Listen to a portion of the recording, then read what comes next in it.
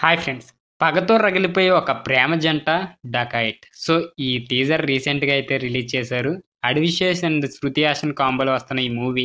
So, ఈ teaser review అయితే ఈ రోజు వీడియోలో అయితే తెలుసుకుందాం. సో, వీడియోని ఎవరైతే కొత్తవారు చూస్తున్నారో ముఖ్యంగా మూవీ అప్డేట్స్ కోసం మన ఛానల్ తప్పకుండా సబ్స్క్రైబ్ చేసుకోండి. ఇక టాపిక్‌లోకెళ్ళిపోతే విలక్షణమైన కథలతో తొందరపాటు లేకుండా కేవలం హిట్‌లతో కెరియర్ ప్లాన్ చేసుకుంటున్న 'అడివిశేష్' ఈసారి 'డకాయిట్‌గా' రాబోతున్నాడు. 'గూఢచారి', 'క్షణం' సినిమాలకు పనిచేసిన షానియల్ డియో దర్శకుడిగా పరిచయమవుతున్న ఈ యాక్షన్ డ్రామా తాలూకు టైటిల్‌ని ఒక వెరైటీ టీజర్ ద్వారా అయితే ప్రకటించడం ఆసక్తి రేపుతోంది.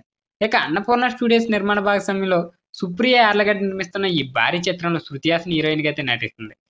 చూపించింది ఒక చిన్న సన్నివేశం అయినా నిమిషన్నర వీడియోలో కథేంటో పరిచయం చేసే ప్రయత్నం అయితే చేశారు. అదో అందమైన ప్రేమ జంట. గాఢంగా ప్రేమించుకొని కలిసి ఒకటవుదాం అనుకుంటారు. కానీ నేర ప్రపంచం వీళ్ళ దారిని మారుస్తుంది. విడిపోతారు. అది కూడా తీవ్రమైన పరిస్థితులు ఒకరినొకరు మరొకరు చెప్పుకునేంత పగతో అయితే రగిలిపోతారు. జాడ తెలియని అజ్ఞాతంలో బతుకుతారు. ఒకరోజు రోడ్డు మీద శవాల గుట్టలు తాండవం చేస్తున్న క్షణంలో కలుసుకునే సందర్భంగా వస్తుంది. సో, ఒకరు మిషన్ గన్, మరొకరు తుపాకీ పట్టుకొని కాల్చేందుకు సిద్ధపడతారు. అసలు ఈ లవర్స్ ఎందుకు బ్రేకప్ చేసుకున్నారు? టైటిల్‌లోనే దొంగని ఎందుకు పెట్టారన్నదే అసలు ప్రశ్న. ఆసక్తి రేపడంలో టైటిల్ టీజర్ విజయవంతమైందనే చెప్పొచ్చు. ఇక సింపుల్ విజువల్స్ మధ్య స్టోరీలోని సీరియస్‌నెస్‌ని దర్శకుడు షానియల్ దయ్యే చక్కగా అయితే ప్రజెంట్ చేశారు. ఇక బ్యాక్‌గ్రౌండ్ మ్యూజిక్ వచ్చేసి మంచి ఇంటెన్స్‌గా అయితే సాగిందనే చెప్పొచ్చు. అబ్బూర్ రవి అడిషనల్‌లో స్క్రీన్ ప్లేతో పాటు సంభాషణలు కూడా సమకూర్చారనే చెప్పొచ్చు. ఇక మిగిలిన కాస్టింగ్ తాలూకు డీటెయిల్స్ ఏవీ చెప్పలేదు.